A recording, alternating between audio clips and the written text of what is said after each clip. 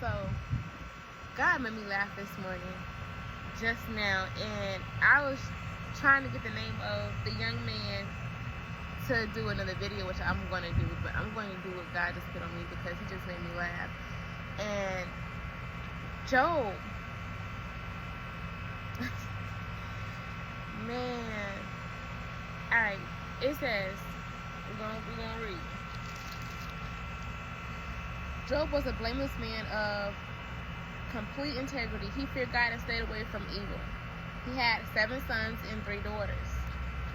All right, so it says that he would get up early in the morning and offer a burnt offering for each of them. For Job said to himself, perhaps my children have sinned and have cursed God in their hearts. This was Job's regular practice.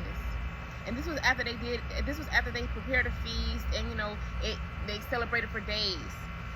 So God stopped me right there. And Job 32, when Elihu, because that's the name of the guy I was looking for. It says this: he was angry because Job refused to admit that he had sinned and that God was right in punishing him. And I just sat with it because I was like, everybody been saying, Job ain't do nothing wrong. Job ain't do nothing wrong. What is in life that God is actually, when we finally give God our yes and we lose everything, like, we do have to pay for the things that we have done. Why would Job have to continue to do a sacrifice every time? And he said that was a practice. So what was it in Job's life that he lacked as a father? What was it in, because one thing about it, sin is sin. We can stay away from evil all day, but at the end of the day, if we're not taking care of home, that's a sin. If we're not teaching our kids about God, that's a sin. If we're not doing what we're supposed to do, there's other ways of sinning. Like, we can stay away from evil, we can speak what God wants us to speak, and we can still be blameless. But this small sin is sometimes what we overlook, because it's like, oh God, no, God, I stayed away from evil. I spoke when you told me to speak. When you tell me to give the message, I gave the message. I gave good deeds, but guess what? I don't care how good you are. Be having a good heart, doing good deeds, that don't matter. You can do all the good in the world, and if you're staying in sin, if you're committing a sin, and this is why we have to check ourselves and have a self-evaluation when God do come to us. Because see, even when it said God had questions for Job couldn't answer them. Like, where was you when I built the foundation? Like, see, we be wanting to question God, or think we so smart that we just know everything, and we're not. We cannot question the Creator. And this is like, even with people, when God had people come in our lives trying to like, even as friends or strangers, when they tell you something, you get offended. You're so quick to tell that person off. Sometimes we be so quick to tell God off, or God, listen, no, I don't need you right now. I don't need you in a season. Like, I can do this in my own strength. Like, I got this. But why are you like that? Why are you like that? And this is why it's important on healing trauma and really evaluating. This is like, healing is a lifetime journey. Like a lifetime journey. We're not going to always do things right. We're not going to be the best parents, but we can work on being the best and being better to reach the greater level of what we can. Take one step at a time. But it just blew my mind because I just laughed and I was like, God, so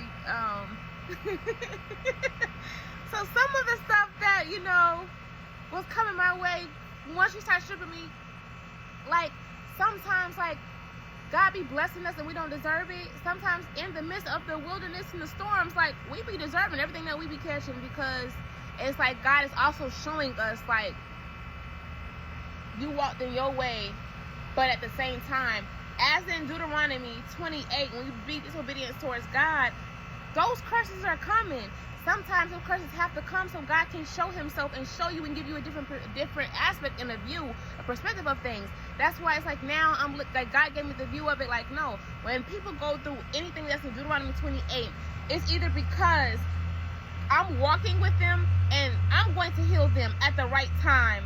Then there's those that choose not to want me and blaspheme me, and they want to stay in their ways.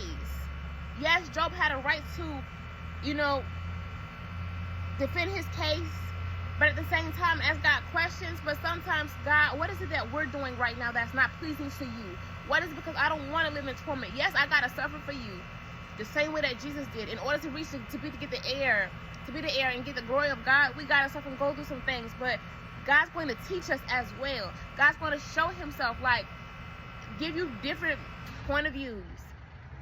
God's going to give you a new lens so you can start seeing yourself the way that he sees you. God created us. I don't care how smart you are, what degree you got, baby, you will never be that intelligent and think that you can override God, or think that because now you're in a position to have power and this, that you don't need him. God will really show his hand and show out, like, God's not playing. And to know, like, I just said, I'm like, okay. Sometimes, you know what, no matter how good of a person that I am, and it makes me evaluate my life, like when I read the Bible, it makes me evaluate my life.